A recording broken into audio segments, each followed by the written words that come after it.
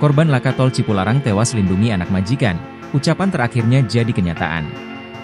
Kecelakaan beruntun di tol Cipularang KM 92 merenggut nyawa Amanda Marisa alias Salsabila, 13. Sang ayah masih teringat jelas pesan terakhir sang anak sebelum ajal menjemput. Kecelakaan beruntun 17 kendaraan itu diduga dipicu truk remblong pada Senin petang.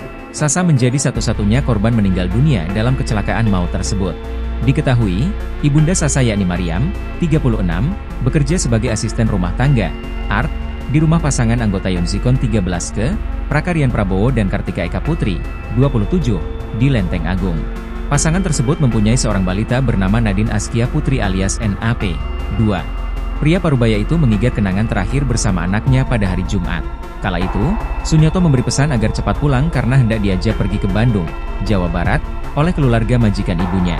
Ketika hendak berangkat ke Bandung, Sasa pun mengatakan kepada ayah dan ibunya bahwa dirinya akan menjaga Nadine, anak dari majikan ibundanya. Sasa memang kerap diajak pergi oleh keluarga anggota TNI itu.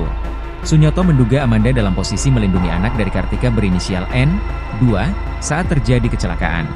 Dugaan itu berdasarkan luka yang dialami Amanda dan N.